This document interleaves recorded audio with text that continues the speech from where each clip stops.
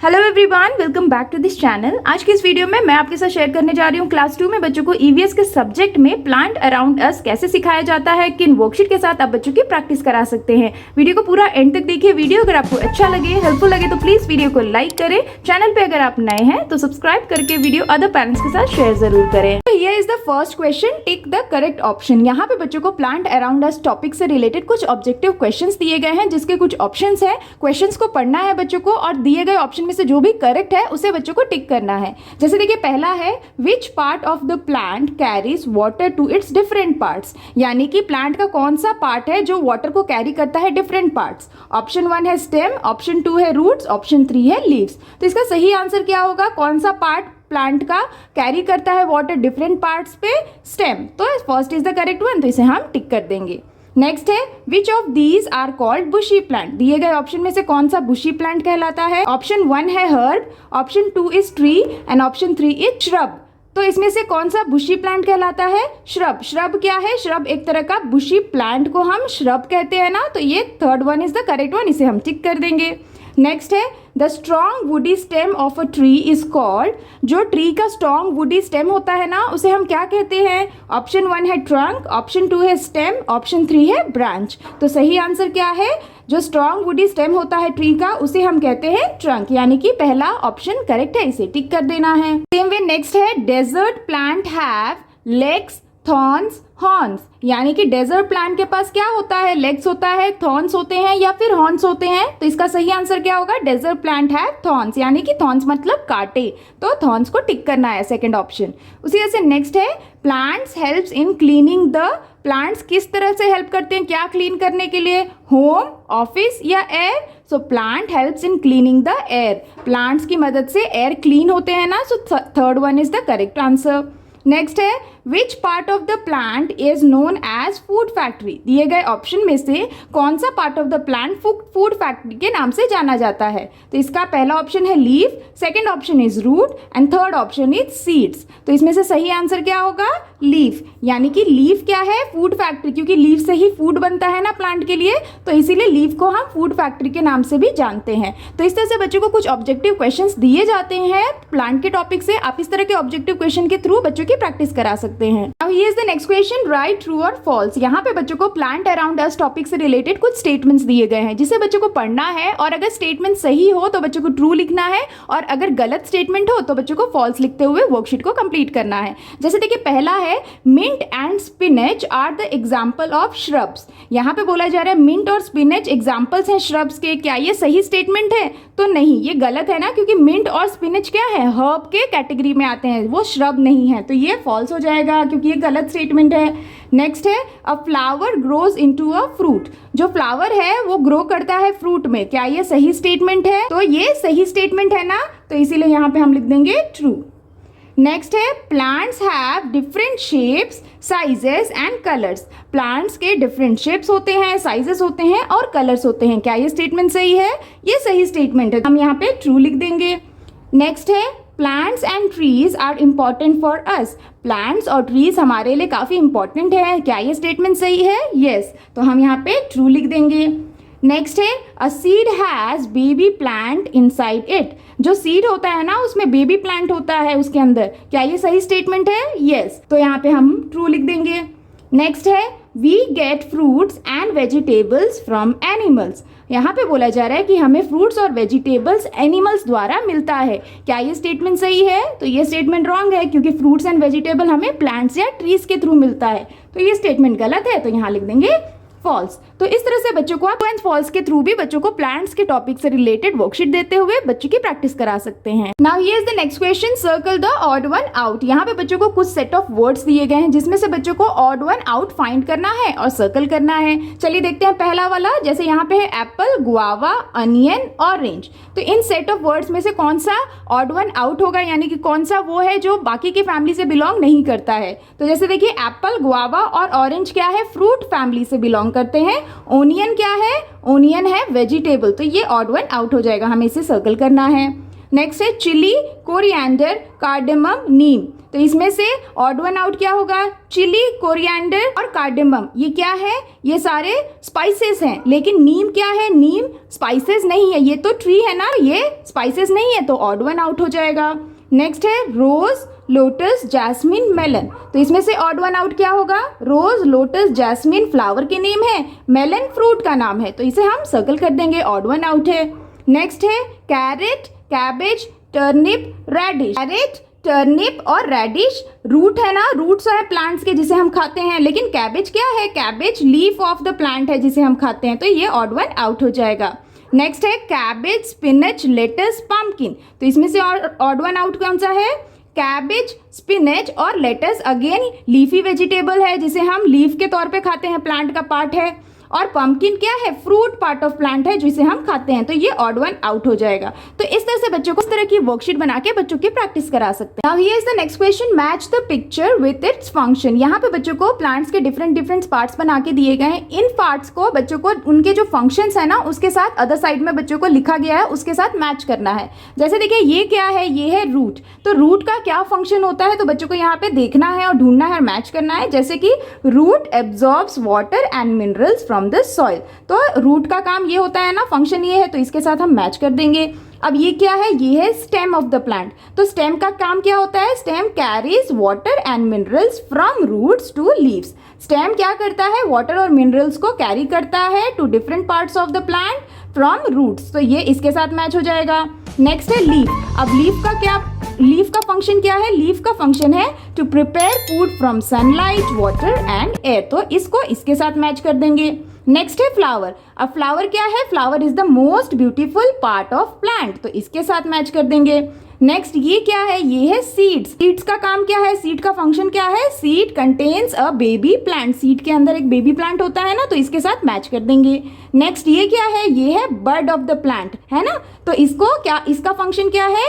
It is a first stage of flower. Bud क्या है? First stage of flower है ना, तो इसके साथ मैच कर देंगे। इस तरह से बच्चों को आप प्लांट के डिफरेंट पार्ट्स इस तरह से मैचिंग की वर्कशीट देते हुए बच्चों की प्रैक्टिस करा सकते हैं। Now here is the next question, answer in one word. यहाँ पे बच्चों को कुछ क्वेश्चंस दिए गए हैं जिसके आंसर बच्चों को वन वर्ड में करना है। जैसे देखिए पहला है 3 पार्ट्स ऑफ प्लांट्स। प्लांट्स के कोई भी 3 पार्ट्स लिखने हैं बच्चों को, जैसे कि क्या लिख सकते हैं?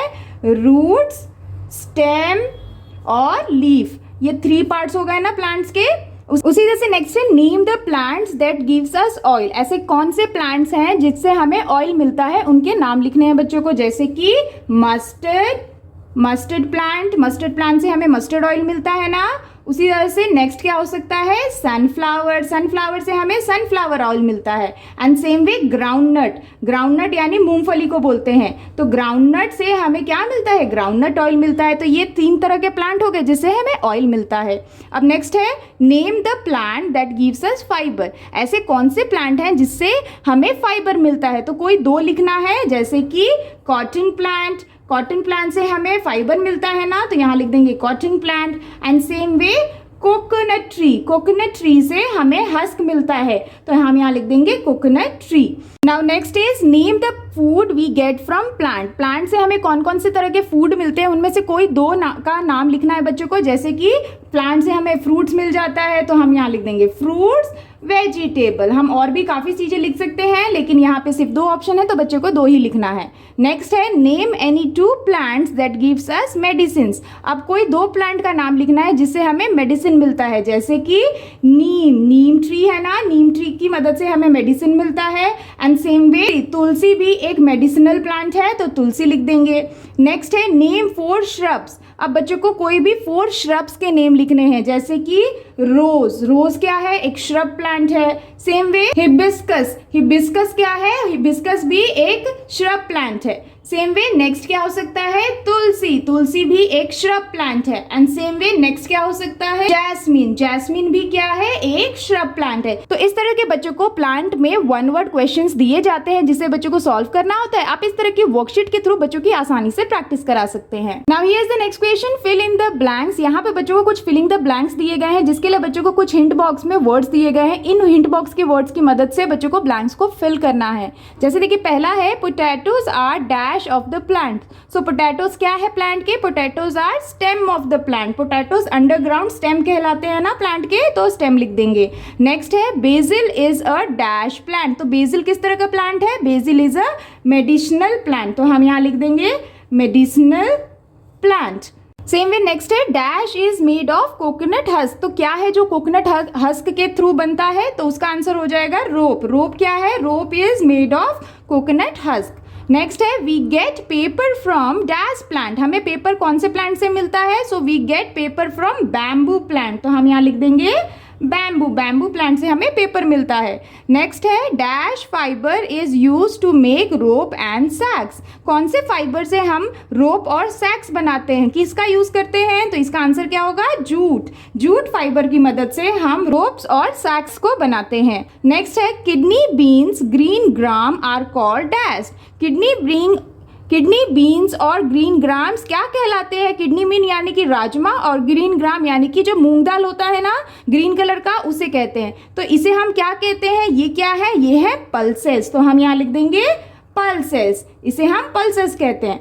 नेक्स्ट है the flower of rose are use to make dash. Flower जो होता है रोज का, उसका यूज हम किस लिए करते हैं? टू मेक परफ्यूम, तो हम यहाँ लिख देंगे परफ्यूम। तो इस तरह के बच्चों को फिलिंग द ब्लैंक्स दिए जाते हैं प्लांट चैप्टर से रिलेटेड। आप इस तरह की वर्कशीट से बच्चों की बहुत आसानी से प्रैक्टिस करा सकते हैं। Now here is the next question, right 2 examples for each. यहाँ पे बच्चों को कुछ क्वेश्चंस दिए गए हैं जिसके बच्चों को 2 एग्जांपल्स देना है। जैसे देखिए पहला है roots we eat as vegetable. अब प्लांट में जो ऐसा कौन सा वेजिटेबल है जिसका हम रूट खाते हैं एज अ वेजिटेबल, उसके 2 एग्जाम्पल लिखने हैं। जैसे कि रैडिश। रैडिश क्या है? रैडिश एक वेजिटेबल है जो कि प्लांट का रूट है जिसे हम वेजिटेबल के तौर पे खाते हैं ना, तो ये एक एग्जांपल हो गया। उसी तरह से कैरेट। कैरेट भी क्या है? रूट पार्ट ऑफ प्लांट है जिसे हम वेजिटेबल के तौर पे खाते हैं। सेम वे नेक्स्ट है stem we eat as vegetable. यहाँ पे बच्चों को ऐसा वेजिटेबल का नाम लिखना है जो कि स्टेम पार्ट है प्लांट का जिसे हम वेजिटेबल के तौर पे खाते हैं। जैसे कि जिंजर। जिंजर क्या है? जिंजर वेजिटेबल है और ये स्टेम ऑफ द प्लांट होता है जिसे हम वेजिटेबल के तौर पे खाते हैं। सेम वे पोटैटो। पोटैटो भी क्या है? स्टेम ऑफ द प्लांट है जिसे हम वेजिटेबल के तौर पे खाते हैं। नेक्स्ट है leaves we eat as vegetable. तो इसका 2 एग्जांपल क्या हो जाएगा? कैबेज। कैबेज लीफी वेजिटेबल है और ये लीफ ऑफ द प्लांट है जिसे हम वेजिटेबल के तौर पे खाते हैं। सेम वे लेटस। लेटस भी क्या है? लेटस भी वेजिटेबल है जो कि लीफी वेजिटेबल है, लीफ पार्ट ऑफ प्लांट है जिसे हम खाते हैं। नेक्स्ट है fruit we eat as vegetable. अब फ्रूट लिखना है तो फ्रूट में क्या लिख सकते हैं हम? Brinjal. Brinjal fruit part of plant है। उसी तरह से नेक्स्ट क्या लिख सकते हैं? टोमेटो। टोमेटो भी फ्रूट पार्ट ऑफ प्लांट है जो कि वेजिटेबल है और इसे हम खाते हैं। नेक्स्ट है flower we eat as vegetable. तो इसमें 2 एग्जांपल क्या हो जाएगा? Cauliflower. Cauliflower flower part of plant है ना जिसे हम वेजिटेबल के तौर पे खाते हैं।